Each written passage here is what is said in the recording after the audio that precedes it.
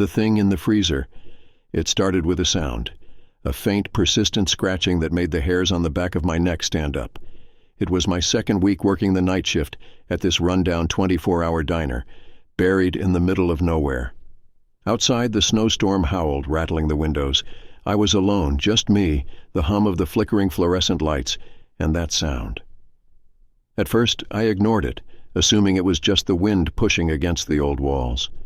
But as the hours crawled by, the noise continued, a slow, deliberate scraping, like nails dragging against metal. It was coming from the walk-in freezer. I hesitated before checking.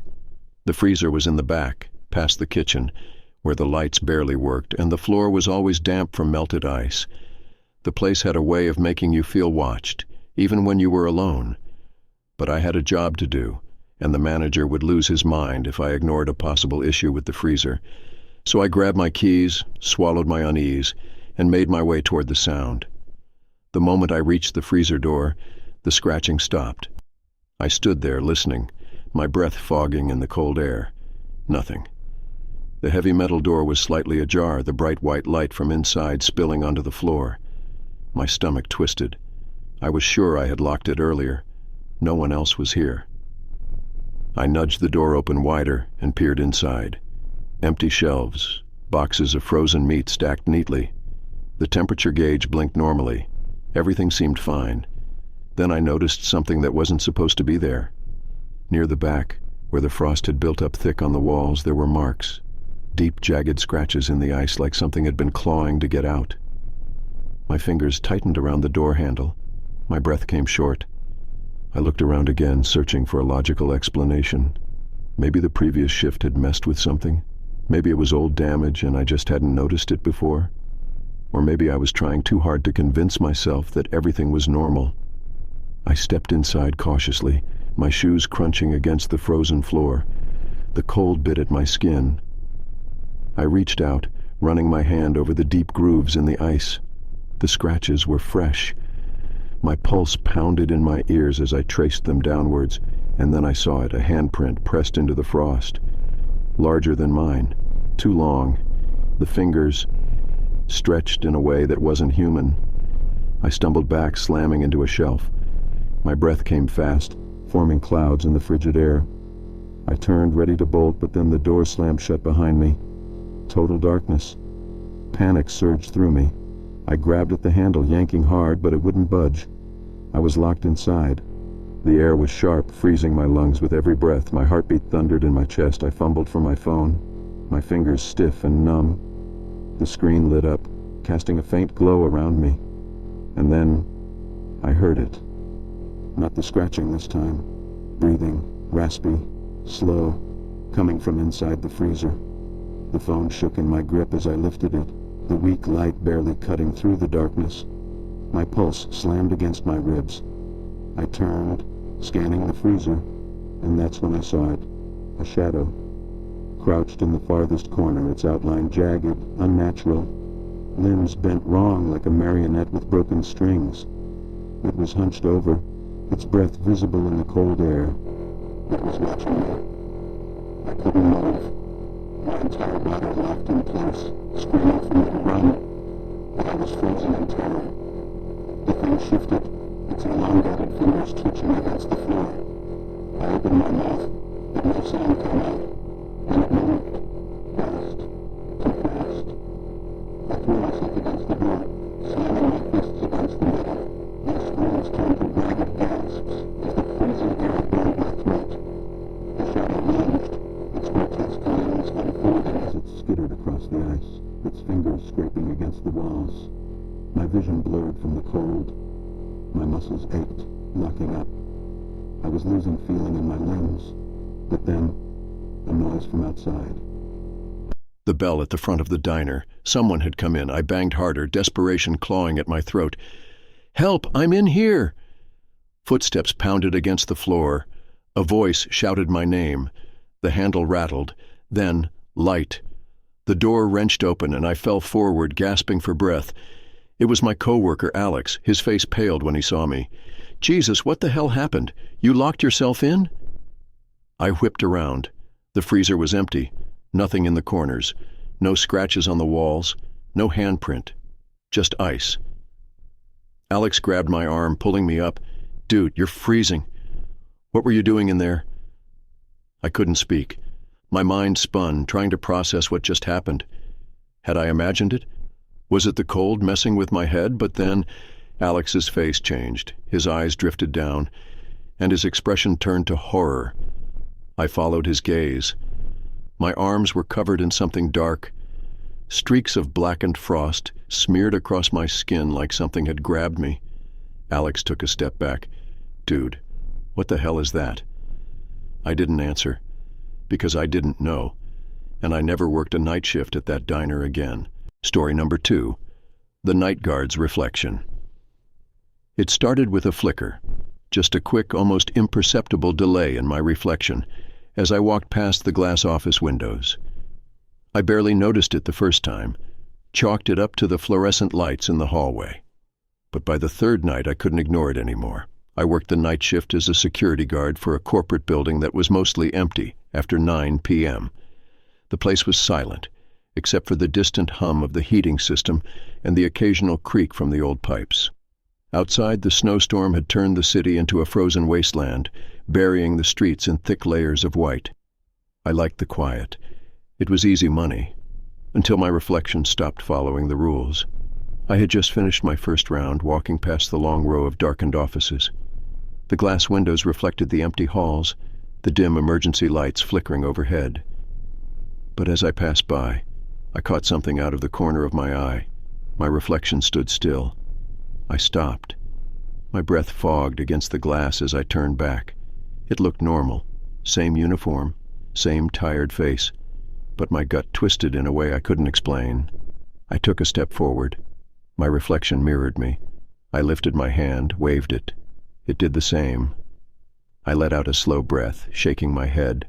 I was being paranoid. Maybe I was just overtired. I pulled out my phone, checking the time.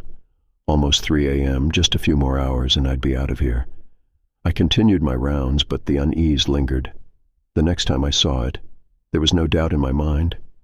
I was making my way back toward the lobby when I glanced at my reflection in the glass doors, and it blinked. I hadn't blinked. I stopped dead in my tracks, my pulse hammering against my ribs. The reflection just stood there, watching me. My chest tightened. The air suddenly felt colder. I took a step closer, so did it. I reached up, slowly running a hand over my face. It copied me, moving in sync. But something was off. The eyes. Too dark. Too hollow. I swallowed hard, forcing myself to look away. I needed to get out of this hallway. I turned and walked away, keeping my gaze forward, but I could feel it watching me. That's when the lights flickered. The entire hallway plunged into darkness for half a second before buzzing back to life.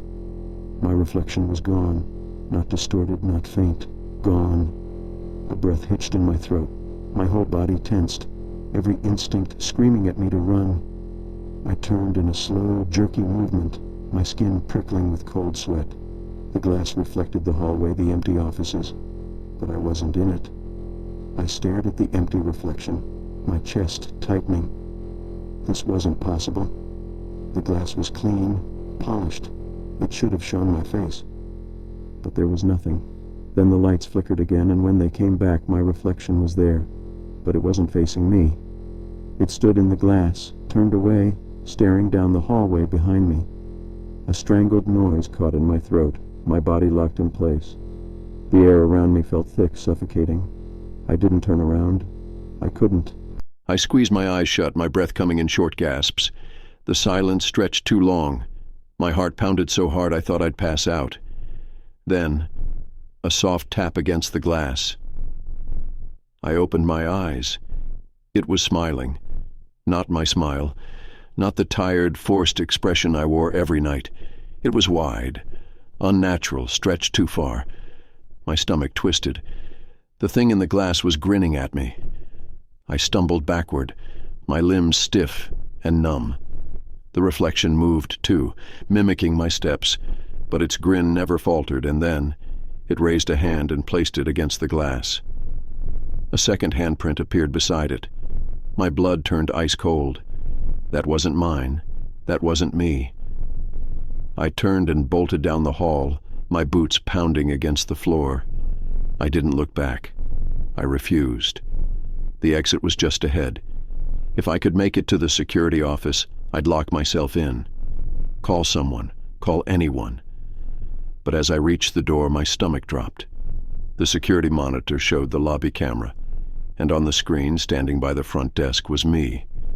Not just a reflection. Mr. Same uniform, same face, staring directly at the camera. I wasn't in the lobby. I was here. A cold shiver clawed its way up my spine. My breathing came in sharp, panicked bursts. I grabbed the chair, gripping the armrest so hard my knuckles went white. The figure on the screen tilted its head, the same grin, and then it stepped forward, towards the camera, towards me. The lights flickered again, plunging the office into darkness. My breath caught in my throat. The hum of the heater faded into silence. Everything was still. Then, footsteps, slow, steady, coming from the hallway. I pressed my back against the wall, swallowing a scream. The footsteps stopped just outside the office door. My whole body tensed, my pulse hammering against my skull. Then, just beneath the crack of the door, a shadow. It stood there, waiting. I squeezed my eyes shut. This wasn't real. This wasn't real. The door handle rattled. I choked on a breath, pressing myself harder against the wall. The air was suffocating, thick with the kind of dread I had never felt before. The handle turned, but the door didn't open. Silence, and then a whisper, not a voice, not words, just a breath. Right against the door. I didn't move. Minutes passed, maybe hours. My body was frozen in place. My mind spiraled into panic, but I refused to move. When I finally opened my eyes, the cameras were back to normal. The hallway was empty. I didn't check the mirrors when I left. I didn't even clock out. I never went back. And now, whenever I pass by a glass window at night, I don't stop. Because sometimes, out of the corner of my eye, I still see it. Smiling. Story number 3. Don't answer the basement phone. The first time I heard it, I thought I was imagining things. A faint ringing, distant, almost buried beneath the hum of the hospital's heating vents. It was past midnight, and the hallways were empty, save for the occasional shuffle of a nurse or the beep of a heart monitor from a distant room. I was on my usual night shift, making my rounds, trying to stay awake. But then, the ringing came again. It was coming from the basement. I stopped outside the elevator, staring at the button for the lowest floor. The basement was off limits for most of us. Storage rooms, outdated equipment, and a morgue that I avoided at all costs. No one had any reason to be down there, especially this late. The hospital didn't even use landlines anymore. So why was there a phone ringing in a part of the building that hadn't been active in years? I should have ignored it. But something about the sound gnawed at me, like it was waiting for me. I stepped into the elevator, my stomach knotting as the doors slid shut. The moment I reached the basement, the air changed. It was colder than it should have been, the kind of cold that seeped into your bones, that made the fluorescent lights overhead flicker like candles in the wind. The phone rang again. The sound led me down a narrow hallway lined with metal doors, some left slightly ajar.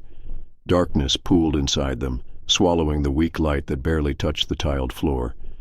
I followed the ringing, my footsteps echoing unnaturally, as if the space around me was swallowing sound. At the end of the hall, an old rotary phone sat on a small wooden table against the wall. The sight of it sent a jolt of unease through my spine. The plastic casing was cracked, the cord frayed, and yet it rang.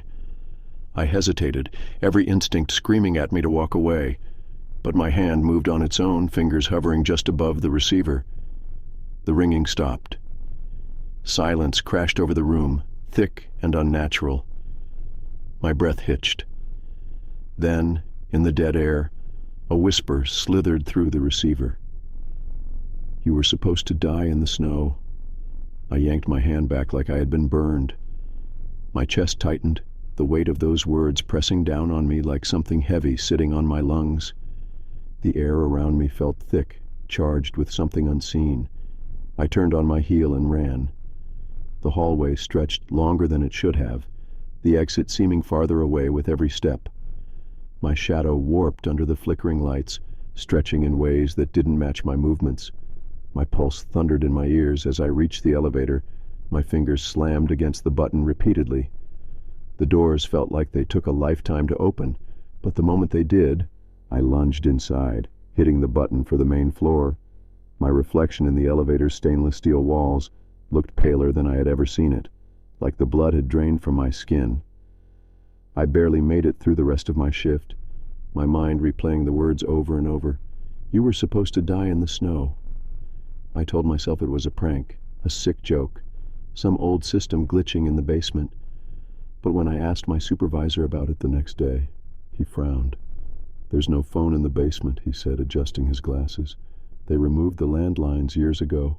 Story number 3. Don't answer the basement phone.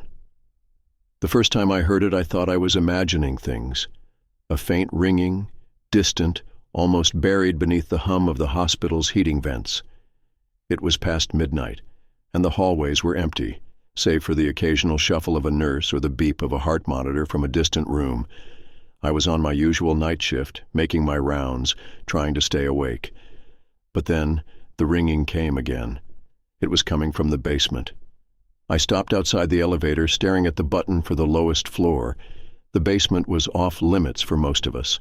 Storage rooms, outdated equipment, and a morgue that I avoided at all costs. No one had any reason to be down there, especially this late. The hospital didn't even use landlines anymore, so why was there a phone ringing in a part of the building that hadn't been active in years? I should have ignored it, but something about the sound gnawed at me like it was waiting for me. I stepped into the elevator, my stomach knotting as the doors slid shut. The moment I reached the basement, the air changed. It was colder than it should have been, the kind of cold that seeped into your bones, that made the fluorescent lights overhead flicker like candles in the wind. The phone rang again. The sound led me down a narrow hallway lined with metal doors, some left slightly ajar. Darkness pooled inside them, swallowing the weak light that barely touched the tiled floor. I followed the ringing, my footsteps echoing unnaturally, as if the space around me was swallowing sound. At the end of the hall, an old rotary phone sat on a small wooden table against the wall. The sight of it sent a jolt of unease through my spine. The plastic casing was cracked, the cord frayed, and yet it rang. I hesitated, every instinct screaming at me to walk away, but my hand moved on its own, fingers hovering just above the receiver. The ringing stopped. Silence crashed over the room, thick and unnatural. My breath hitched. Then, in the dead air, a whisper slithered through the receiver. You were supposed to die in the snow. I yanked my hand back like I had been burned. My chest tightened, the weight of those words pressing down on me like something heavy sitting on my lungs. The air around me felt thick, charged with something unseen. I turned on my heel and ran. The hallway stretched longer than it should have, the exit seeming farther away with every step. My shadow warped under the flickering lights, stretching in ways that didn't match my movements. My pulse thundered in my ears as I reached the elevator. My fingers slammed against the button repeatedly. The doors felt like they took a lifetime to open, but the moment they did, I lunged inside, hitting the button for the main floor. My reflection in the elevator's stainless steel walls looked paler than I had ever seen it, like the blood had drained from my skin.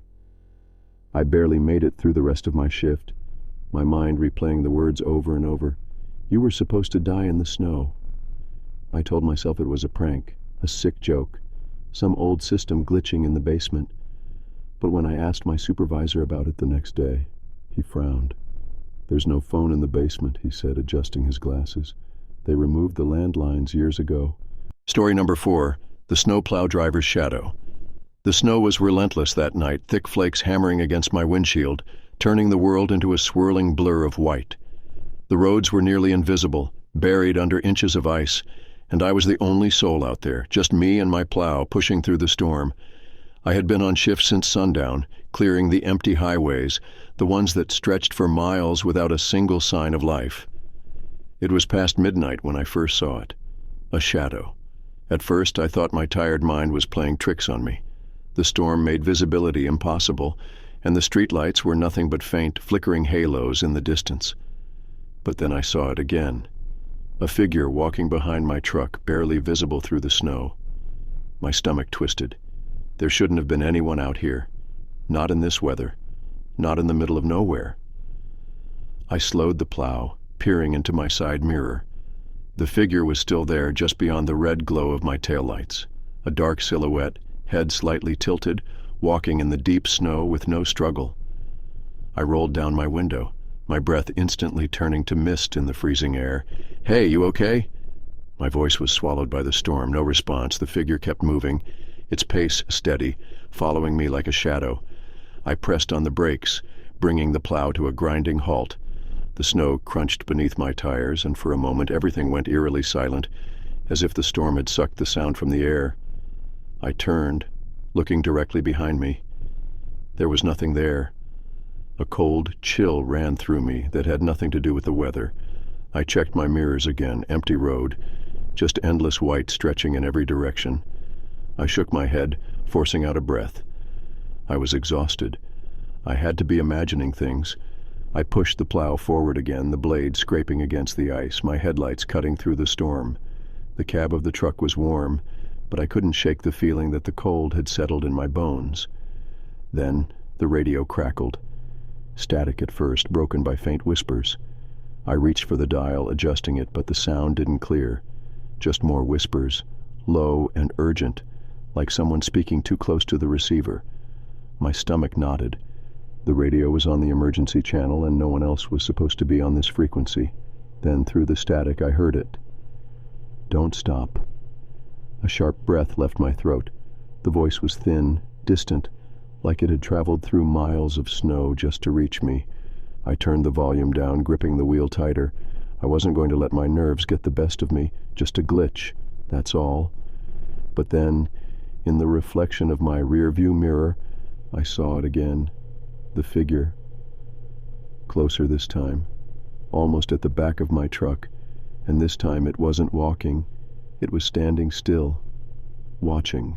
Leading away from the passenger seat. Deep, human-shaped prints, none but spaced too far apart, like something had leapt away in unnatural strides. I didn't go back for my radio. I didn't finish my shift. I got in the truck, turned it around, and drove until I saw city lights again. I quit the next morning. No one believed me. They said I must have fallen asleep, crashed, imagined it all. But I know what I saw. I know what I heard. And sometimes, when the snow falls heavy and the roads are empty, I see footprints leading into the storm, waiting, leading away from the passenger seat. Deep, human-shaped prints, none but spaced too far apart, like something had leapt away in unnatural strides. I didn't go back for my radio. I didn't finish my shift. I got in the truck, turned it around, and drove until I saw city lights again. I quit the next morning. No one believed me. They said I must have fallen asleep, crashed, imagined it all. But I know what I saw. I know what I heard. And sometimes, when the snow falls heavy and the roads are empty, I see footprints leading into the storm, waiting. Same frost-covered windows, same humming engine. I felt the blood drain from my face. I didn't move. I barely even breathed. My eyes locked onto the car, my hands gripping the counter so hard my nails dug into the cheap laminate. No one got out. The pumps remained still. The snow continued falling, and the car just sat there, waiting. I reached for my phone, fingers trembling as I dialed the number for the sheriff's station.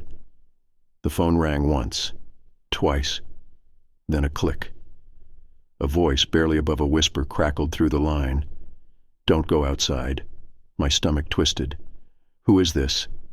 My voice came out hoarse. The line went dead. A sharp knock at the glass made me jump. I turned slowly, every muscle in my body locking up. Someone was standing outside, not at the car, right at the front door.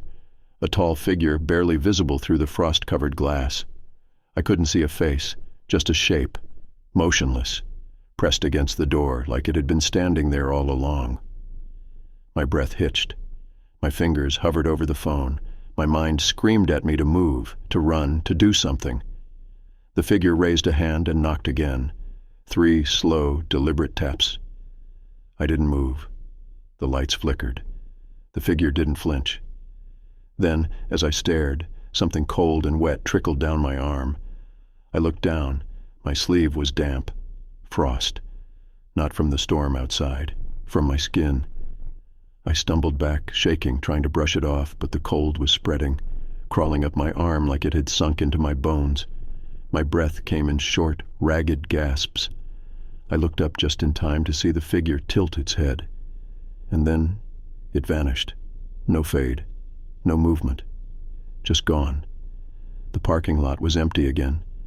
The car at pump 3 had disappeared, leaving nothing but undisturbed snow.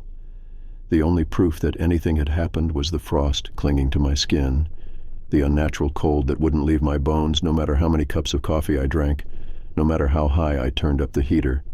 I quit that job the next morning. They say the old highway is haunted, that sometimes late at night drivers see headlights in their rearview mirrors that disappear the moment they look back, that some gas stations get visitors who were never really there. I don't know what I saw, but every winter, when the snow piles high and the nights stretch too long, I still check the parking lot. And at exactly 2:13 a.m., I lock the doors, because I know it's coming back.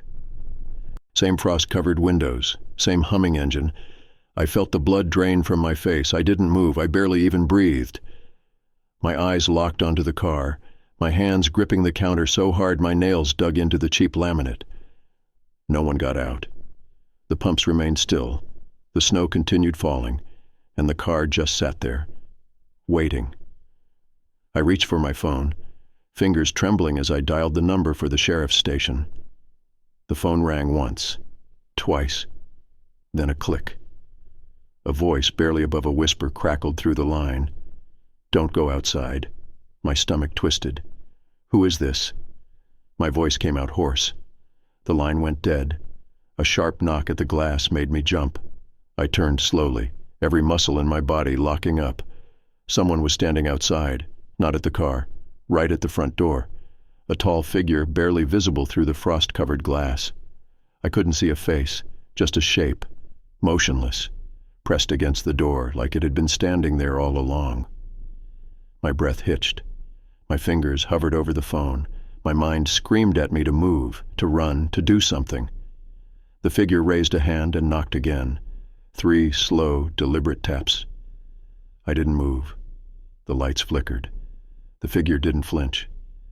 Then, as I stared, something cold and wet trickled down my arm. I looked down. My sleeve was damp. Frost. Not from the storm outside, from my skin. I stumbled back, shaking, trying to brush it off, but the cold was spreading, crawling up my arm like it had sunk into my bones. My breath came in short, ragged gasps. I looked up just in time to see the figure tilt its head. And then it vanished. No fade. No movement. Just gone. The parking lot was empty again. The car at pump 3 had disappeared, leaving nothing but undisturbed snow. The only proof that anything had happened was the frost clinging to my skin, the unnatural cold that wouldn't leave my bones no matter how many cups of coffee I drank, no matter how high I turned up the heater. I quit that job the next morning. They say the old highway is haunted, that sometimes late at night drivers see headlights in their rearview mirrors that disappear the moment they look back, that some gas stations get visitors who were never really there. I don't know what I saw, but every winter, when the snow piles high and the nights stretch too long, I still check the parking lot. And at exactly 2:13 a.m., I lock the doors, because I know it's coming back. Footsteps echoed across the frozen tiles. Slow, deliberate. I didn't dare turn around. The temperature kept dropping. My fingers burned as I clawed at the door, my nails scraping against the wood. My skin was turning blue. The whisper came again, closer this time. "You weren't supposed to wake up."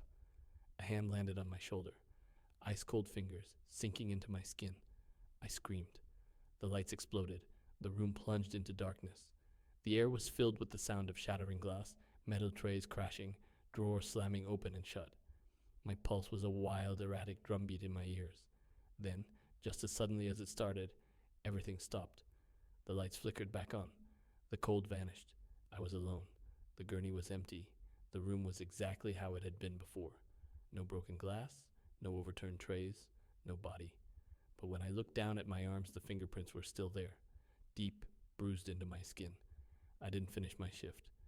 By morning, I had turned in my resignation. The hospital director called me, confused. He told me there had been no new arrivals that night, no unidentified body, no record of anything unusual. I didn't argue, but before I left, I checked the morgue logs one last time. There was only one entry for 2:37 a.m. My name. I don't know what happened that night. I don't know if I was meant to die in that morgue, if something tried to replace me. But I do know one thing. I would never go near another hospital again, because sometimes the dead don't stay dead.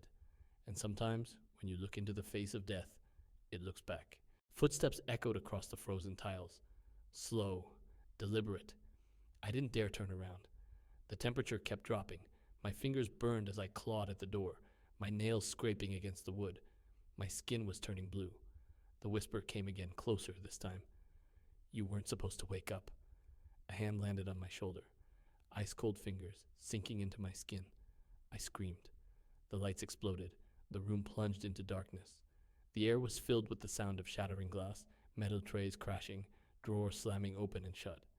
My pulse was a wild, erratic drumbeat in my ears. Then, just as suddenly as it started, everything stopped. The lights flickered back on. The cold vanished.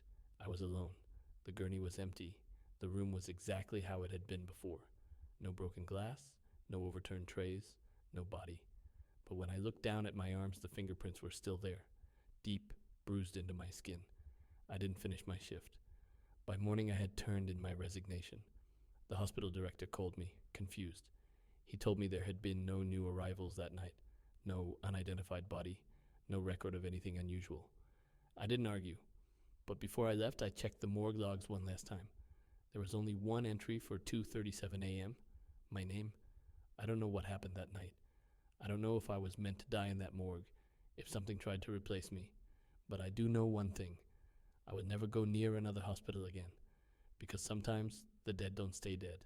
And sometimes, when you look into the face of death, it looks back. Story number 7.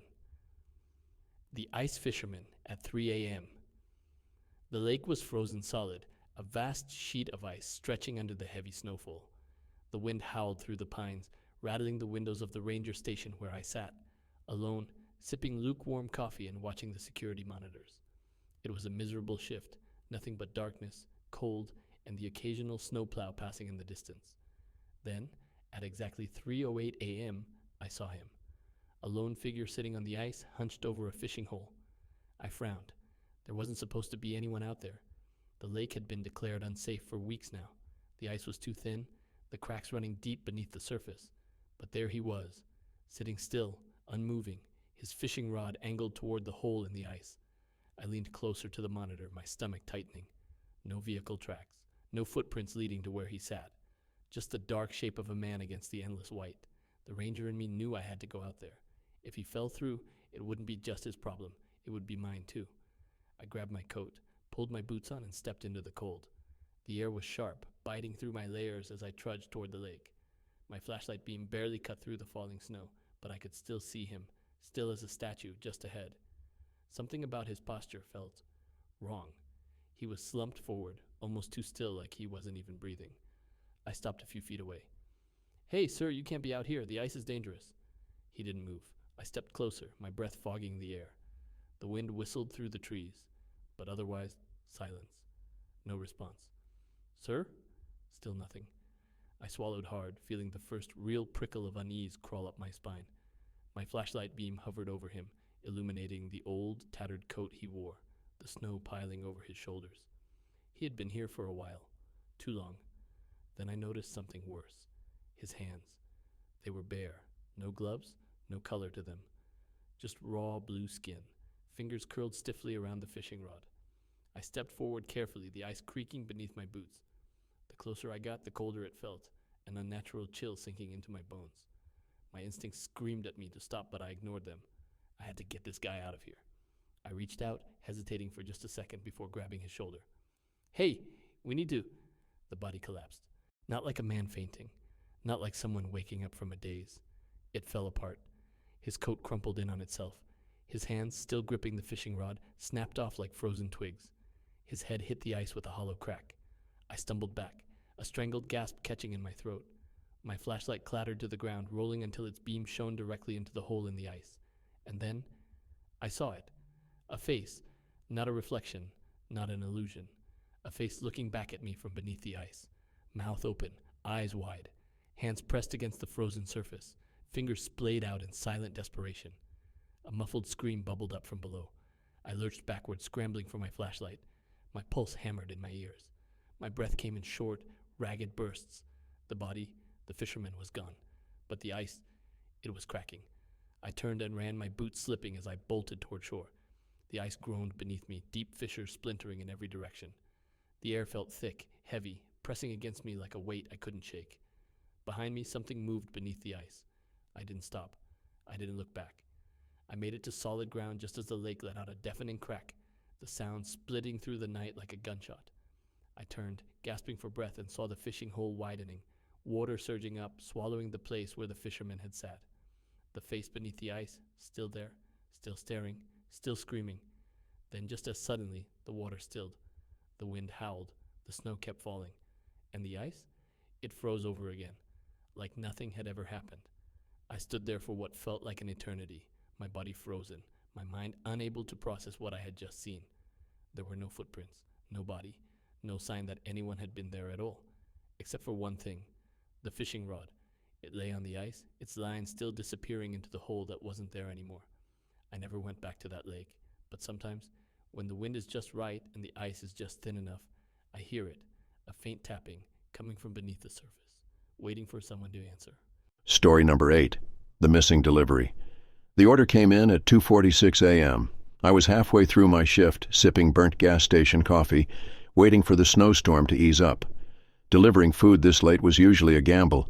Either you got a drunk college kid too wasted to answer the door, or some guy who forgot he ordered and tried to scam a free meal. But this one was prepaid. A good tip, too. The address was deep in the woods, miles from the main road. That should have been my first warning. Nobody ordered delivery from places like that, especially not in a storm this bad. Still, I needed the money. I grabbed the bag, hopped into my car, and punched the address into my GPS. The signal was weak, the route winding through old snow-covered roads barely lit by my headlights. The deeper I went, the less I liked it. The trees pressed in on both sides, branches heavy with ice. The road was untouched, not a single tire track in the snow. If someone lived out here, they hadn't left in a long time. Then, my GPS glitched. The screen flickered, the signal cutting out. My phone battery drained from 54% to 1% in seconds. The screen died. A sharp chill crawled down my spine. The house appeared suddenly. A crumbling 2-story cabin, its windows completely dark. No porch light, no movement. But the door was wide open. I killed the engine, gripping the steering wheel tighter. My breath fogged up the windshield as I stared at the house. Something felt off. Nobody ordered food and left their front door open. I checked the receipt. Order placed at 2:46 a.m. But the time on my car's dashboard read 2:45 a.m. That wasn't possible. I shook off the unease, grabbed the bag, and stepped out. The cold bit through my jacket. The snow beneath my boots was undisturbed. No footprints leading to or from the house. I hesitated. Hello? My voice felt too small in the heavy silence. No answer. The wind howled through the trees, but the house itself was dead silent. I stepped onto the porch, the wood creaking beneath me. The door swayed slightly, open just enough to reveal the dark hallway inside. I did not want to go in, but leaving meant losing the delivery. No tip, no paycheck. I took a deep breath and knocked on the door frame. Delivery for Mr. Hewitt? Nothing. The air inside smelled stale, like old wood and something rotten just beneath it. I took a single step forward, and that's when I saw it. A table in the middle of the hallway, and on it another takeout bag, identical to mine, same logo, same restaurant, The receipt taped to the top was my name, the exact order I was holding in my hands. My stomach twisted into a knot. I hadn't been here before. I hadn't made this delivery yet, but the bag was here, waiting for me. My breath came in short, sharp bursts. I turned on my heel, ready to bolt. Then I heard the footsteps upstairs. Slow, deliberate, coming toward the staircase. I backed up, heart hammering. The wood groaned above me, the weight of someone moving, too heavy, too measured. Then, a voice. "You're early." The whisper came from inside the house. Close. Too close. The lights flickered on. Not all at once, one by one. A long hallway, stretching deeper into the house, the bulbs buzzing, casting sickly yellow light over the walls. The footsteps reached the top of the stairs. I ran, bolted for my car, nearly slipping on the ice. My breath came in ragged gasps as I yanked the door open, dove inside, and slammed the lock down. The house loomed in my rearview mirror, still and silent. The lights inside flickered, the front door swinging shut on its own. I peeled out of there, tires skidding, speeding back down the empty road. My hands were shaking. My pulse wouldn't slow. Then I looked at the passenger seat, the takeout bag. It wasn't there. The food I had picked up, the receipt, everything gone. Instead, sitting neatly on the seat, was the bag from inside the house, the one that had been waiting for me, with my name on it. I never opened it, never delivered to that place again. But sometimes, late at night, when I'm out on a long drive, I swear I see it, a dark house deep in the woods with the door left slightly open, waiting. Story number 9, The Whispering Tracks. The first time I saw the footprints, I thought my mind was playing tricks on me. It was the middle of the night, past 2 a.m., and I was alone in the conductor's cabin, guiding the train through a brutal snowstorm. The world outside was buried in white, the tracks barely visible beneath the thick snow. The headlights cut through the darkness, illuminating the frozen landscape ahead. That's when I noticed them. A set of footprints on the tracks, appearing out of nowhere. I leaned forward, gripping the controls tighter. The prints stretched along the rails, leading straight ahead into the darkness. But something about them made my skin crawl. The spacing, too far apart like whoever made them had been running. The snow was untouched on either side of the tracks. No signs of someone walking up to them. Just prints in the middle of nowhere. A cold unease settled in my chest. There was no way anyone could be out here. We were miles away from the nearest town, deep in the wilderness where the tracks cut through empty, snow-covered plains. I reached for my radio. "Dispatch, this is 401. We've got—" I hesitated, glancing back at the tracks. The footprints were closer now. I hadn't slowed down, hadn't stopped, but somehow they had moved forward, as if something unseen was keeping pace with the train. My grip tightened around the radio. We've got something strange on the rails, footprints, but no sign of a person. Over. Static. Then, a whisper. Not from the radio, from behind me. A breathy, rasping whisper just inches away. I spun around. The cabin was empty. My pulse thundered in my ears. The hum of the train, the faint howl of the wind outside. It was all drowned out by the sound of my own breathing. I turned back to the controls, forcing myself to focus. The footprints were gone, vanished. The tracks stretched ahead, untouched by anything except the falling snow. I swallowed hard, trying to shake off the unease creeping down my spine. I needed sleep, that was all. Just my mind playing tricks on me after too many shifts in a row. Then the train's intercom crackled to life. "Help me." The voice was wrong. It wasn't the dispatcher. It wasn't anyone I knew. It was thin, distant, like it had traveled a long way to reach me. I froze. The intercom had been broken for weeks. The voice came again, a breathy whisper that sent ice down my spine. "He's on the train." The lights overhead flickered. I didn't move. My hand stayed locked on the controls, my pulse hammering so hard it felt like my ribs might crack. The voice whispered again, closer this time. "He's watching." A sharp thud echoed from one of the empty cars behind me. I turned my head just slightly, staring at the doorway leading into the passenger section. The train was empty. No cargo, No people, just me. But something had just moved. Another thud, louder, like footsteps.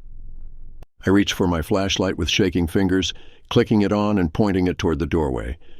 The beam barely cut through the dimly lit aisle stretching between the empty seats. The train swayed slightly, the storm raging outside, but otherwise, silence. Then I saw it. A shadow, not cast by anything, not a trick of the light. A shape, standing at the far end of the train car, just barely out of the flashlight's reach. It didn't move, didn't breathe, just watched. My throat went dry. I wanted to speak, to demand, "Who are you?" But I already knew I wouldn't get an answer. The lights flickered again, and in that split second of darkness, the shadow moved, closer. I stumbled backward, my flashlight shaking in my grip. The train groaned against the rails, cutting through the endless snow, but the only sound inside was my own ragged breathing. I forced myself to take a step forward, just one. The shadow mimicked me. I stopped. It stopped. A whisper curled through the air, low and broken. He was never supposed to leave. The air turned thick, heavy, wrong. Then, all at once, the train lurched violently, like we had hit something. The emergency brake screamed as the metal groaned in protest. I barely caught myself against the wall, my flashlight skidding across the floor. The train came to a grinding halt. Silence. No alarms, no radio. Just the faint sound of wind against the metal. I forced myself to breathe. Then slowly, I turned to the window. The tracks were gone, not covered in snow. Gone.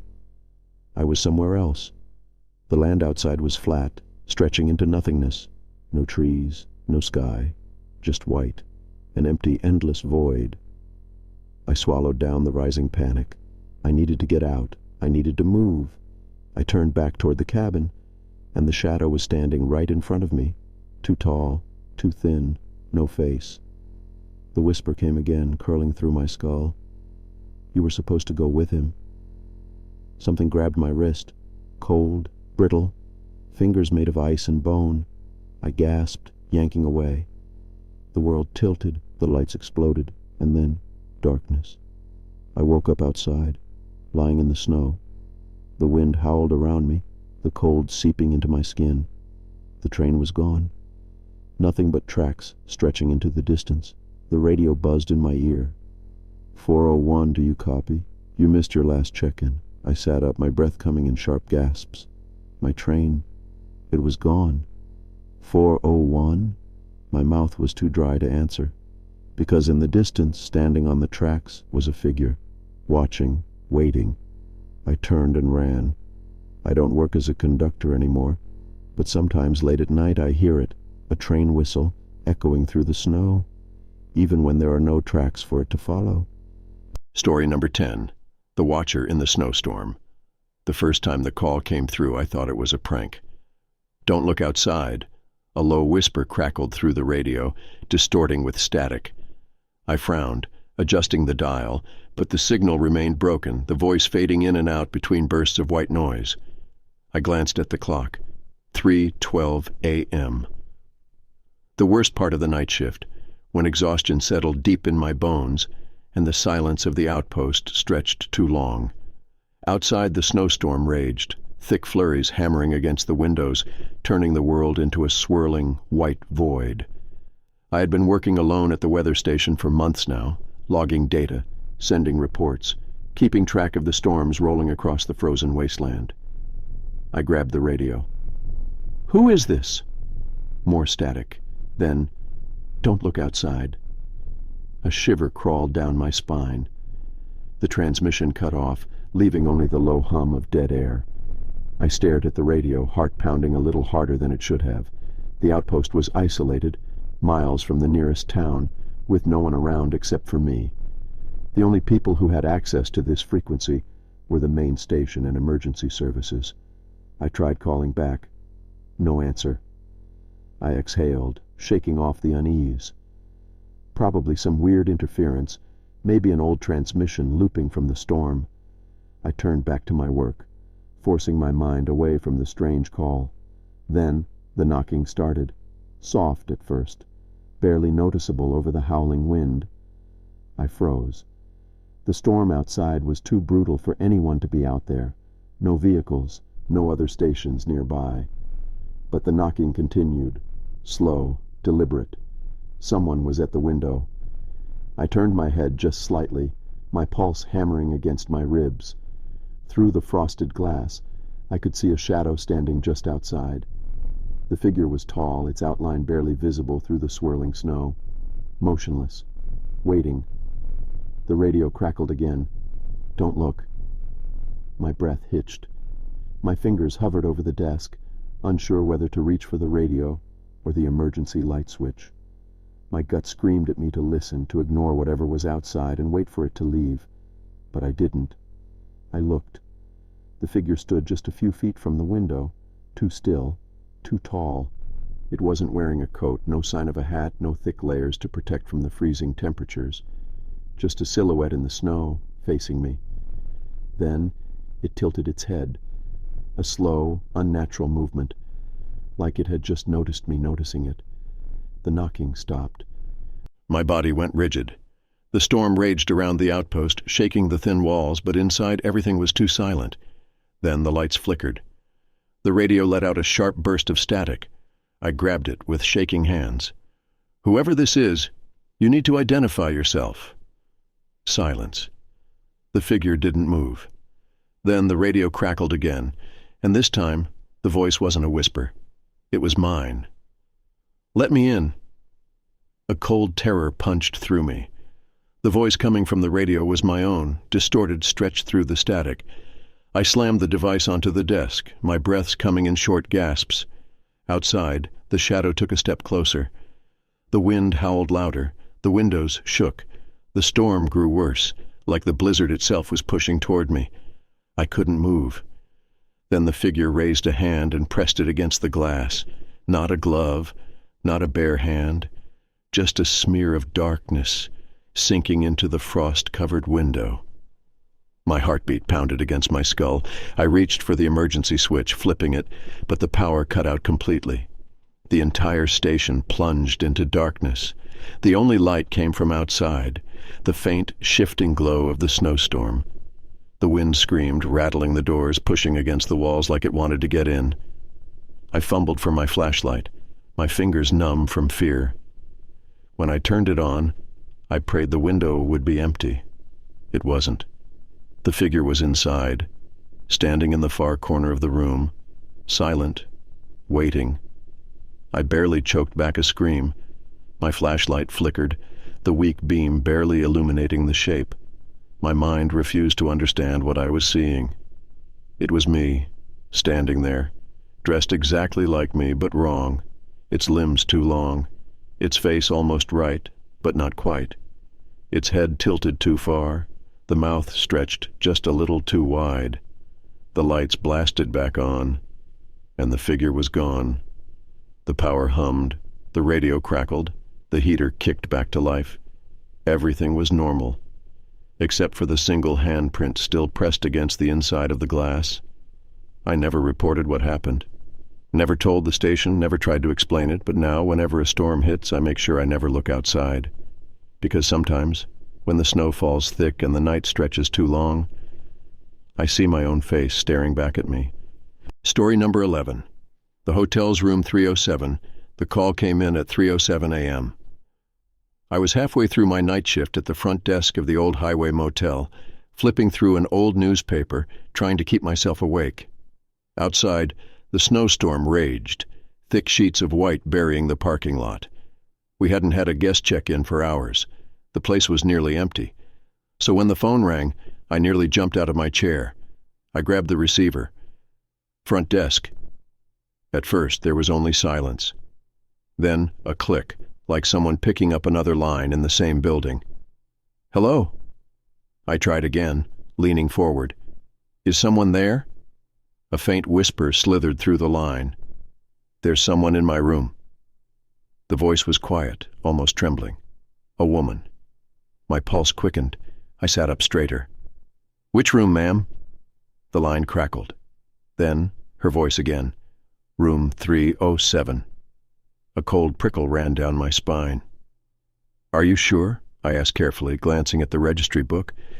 "We don't have anyone staying in room 307 tonight." Silence. Then, "He's watching me." The call cut off. My skin crawled. Room 307 had been vacant for years, ever since the incident.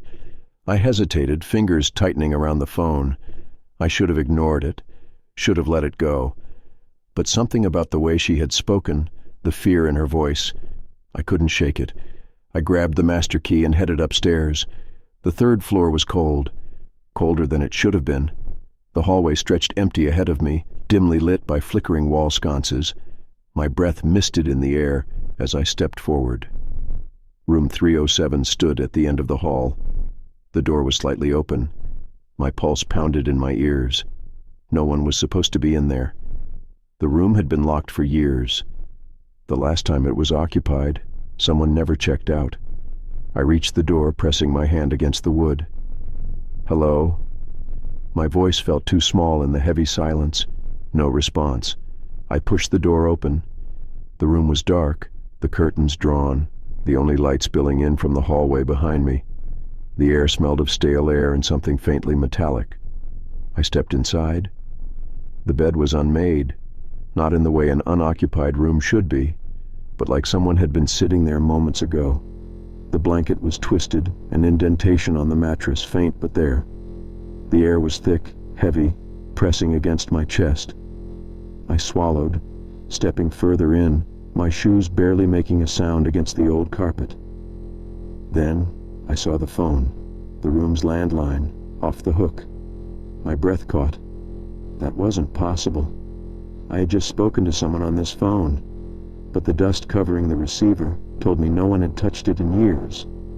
A sharp creak came from the bathroom. I froze. The door was slightly ajar. The darkness inside was thick, absolute, like stepping into another world. My stomach twisted. I took a slow step forward, my fingers tightening around the key in my hand, like it would protect me from whatever was inside. I pushed the door open. The mirror was fogged, as if someone had just been in here breathing against the glass. But the room was freezing. That wasn't possible. Then, slowly, as if written by an unseen hand, letters began to appear on the mirror.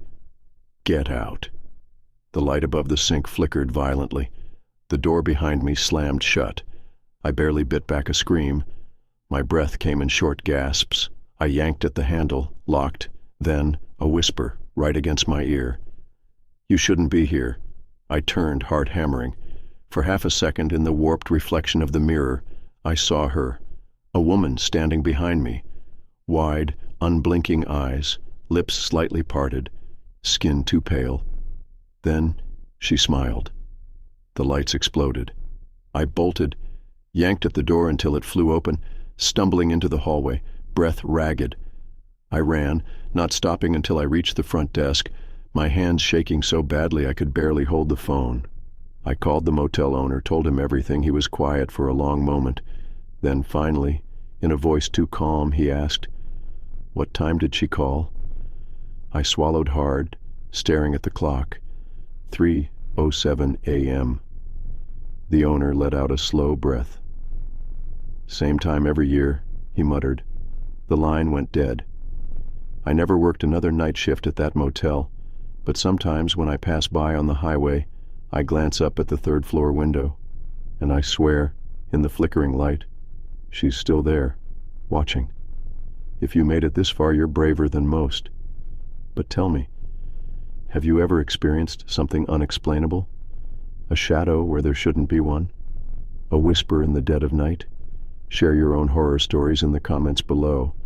And if you enjoyed this, don't forget to like the video, subscribe to the channel, and hit that notification bell so you never miss a story. There are more chilling tales waiting for you. Just click on the videos appearing on your screen now. If you dare,